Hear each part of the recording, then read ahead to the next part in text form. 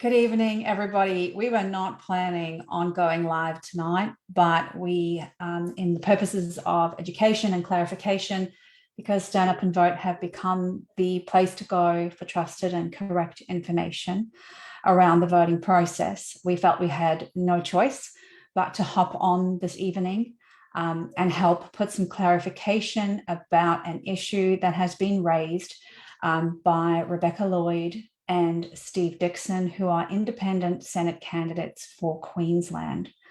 In a video that each of them have released tonight, there have been a number of voters, many voters, who have called the AEC to clarify why there is a blank box above independent Senate candidates' names on the ballot paper and what they should do about that.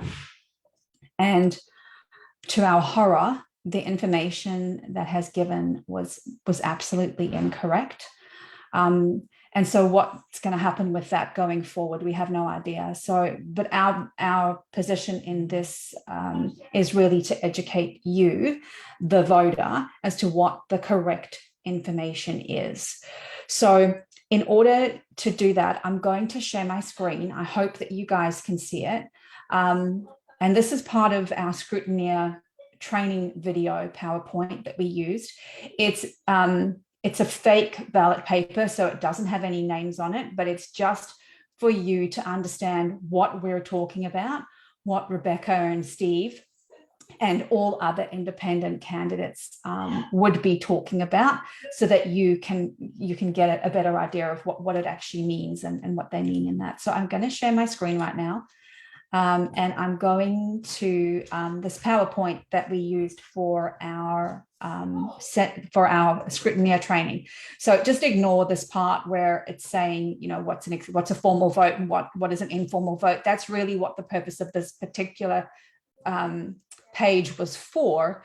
But for our purposes here, it's just to make you understand what this ballot paper looks like. So essentially, candidates who are running together as running mates, independent candidates running together as running mates, are able to pay extra money to the AEC to be seen as a group and to allow people to vote for them above the line. So in this particular example here, you can see, you know, A, B, C, D all have a various party underneath them. But when you get to column G, it is literally just a blank box.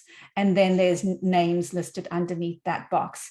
That is perfectly legitimate. That is how it's been done. There is nothing wrong with that. Putting a number in that box is an absolutely legitimate formal vote. So that's not where the issue is. The issue is in that the AEC in the various recordings was giving incorrect advice, saying that the people underneath that box may have been scratched, or, you know, if you vote in that box, your vote's going to be perhaps invalid. That's all absolutely incorrect. So it simply means that the candidates that are underneath that box are independent candidates who have chosen and paid extra money to run as a group. And so in this particular case with Rebecca Lloyd and Steve Dickson, on the ballot paper, when you go and have a look at it, you will see a blank box above their name, and then Steve Dickson's name, and then Rebecca Lloyd's name. What that means is that when you vote above the line for that particular group of independent candidates, the votes will first go to Steve Dickson, and then when his votes are exhausted, they would move down. If there's some left, they will move down to Rebecca Lloyd. There may also be a number of boxes above the line that are blank boxes.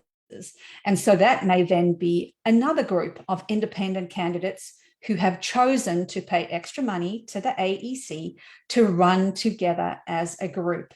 So that's all it means. And then obviously you wouldn't be able to put the word independent underneath the blank box, because there may well be a number of blank boxes above the line, which would all then say independent underneath them, which would again be incorrect. So when you look at your ballot paper, seeing a blank box above the line is absolutely legitimate. It simply means that the candidates below the line that would be independent candidates have chosen to run together as running mates in a group.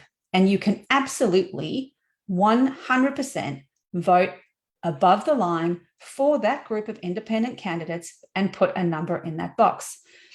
Not to confuse the issue, but if you look on the same slide and you look at the very last box, you'll see that there is 2 candidates below the line here, and above it, it says ungrouped, and there's no box above the line.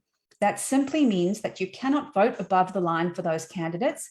They did not pay extra money to be able to run as a group and have a box above the line. And so if you wanted to vote for those candidates, you could only vote below the line to include those candidates. So I hope that makes sense. I know it's a little tricky, but the bottom line of the whole thing is, if there is a box above the line and there are candidates listed in the column below that box, and you vote in the box above the line, it is absolutely a legitimate vote. It's not an informal vote. It doesn't mean your vote's valid. It doesn't mean those candidates have been scratched. That is all absolutely incorrect. You may certainly vote in that box. All it means is that those candidates have joined together as running mates and paid extra money to have the privilege of having a box above the line so that you can vote above the line for them as a group, even though they are independent candidates. And the box simply doesn't have a name underneath it because there may be a number of independent candidates who have grouped together and have a blank box above the line. And so you couldn't have more than one box all saying above the line independent. So it's not complicated. This is really simple stuff. The AEC call takers should certainly have known this information. It has been like this for a number of years. This isn't a new thing.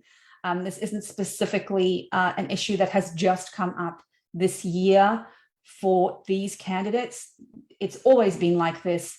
Independent candidates could always group together as running mates and pay extra money to the AEC to have a box above the line, and the box above the line would always have been blank.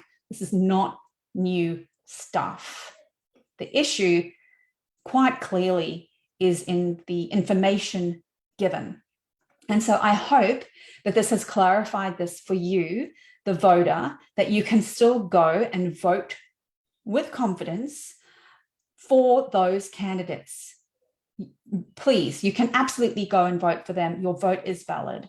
So please ignore that advice. And then obviously what happens going forward, of course, that is in the candidate's hands with regards to, what would be done about this incorrect information that's been given. And that's not in our place to be involved in that. Our place is simply to educate you as voters as to what is correct. So I hope that makes sense. If you have any questions, please feel free to ask them underneath this video. We're more than happy to come back and answer those questions for you. And I hope you guys have an incredible night. We always knew this election was going to be fun and games, and here they are. So different day, there's different things, but we're pushing forward and trying to make sure that you guys get the best and most correct information we can possibly give you so that you can go and make a good, educated and responsible voting decision. Thank you very much. Good night.